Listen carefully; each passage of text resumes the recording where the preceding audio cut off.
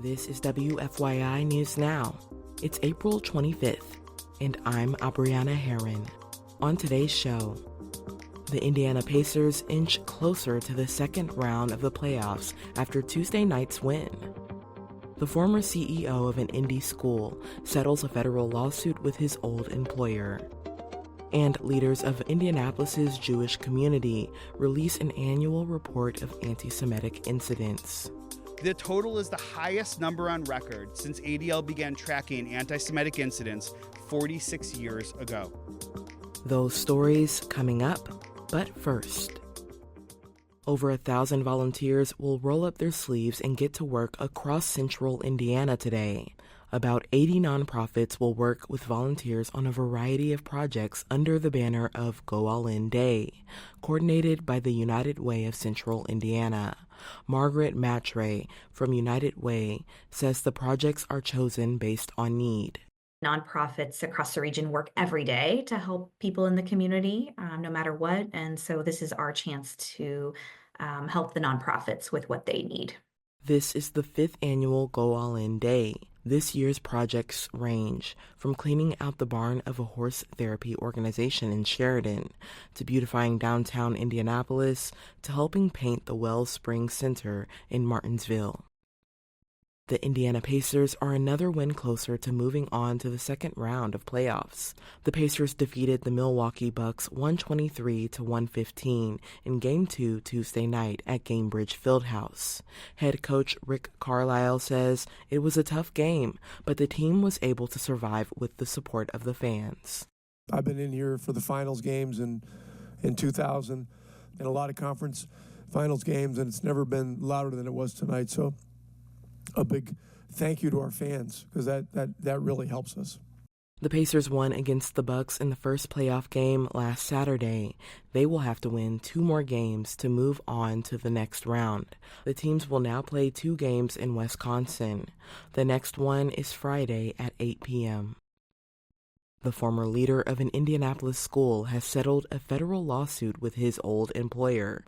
This ends a high-profile dispute that sparked public outcry.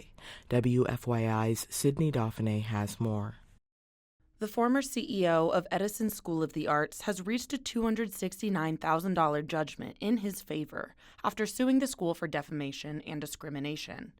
Nathan Tuttle was fired in 2023 following accusations that he used a racial slur around students, claims he denied, saying he was correcting a student who used the slur.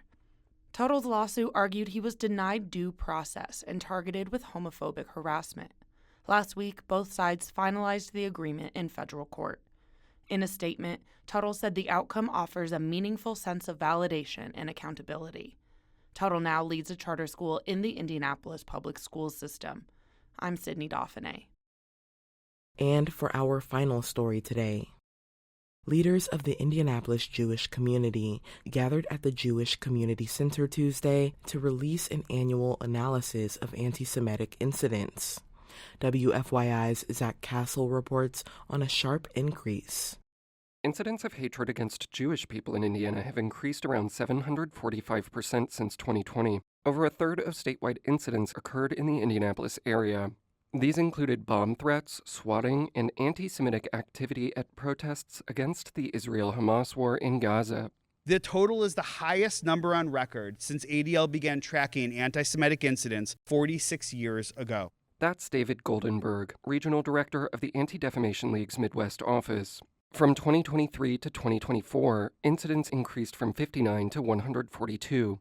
Ruthie Rosenberg is a senior at North Central High School. She said she was doxxed by a stranger because of her identity. They recognized I was Jewish and wanted to put a target on my back. I'm Zach Castle.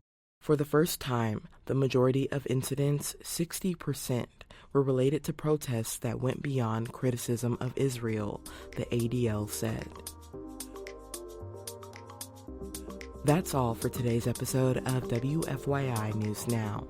Our podcast is produced by Drew Daudelin and Zach Bundy, with support from the news team at WFYI and public media journalists across the state.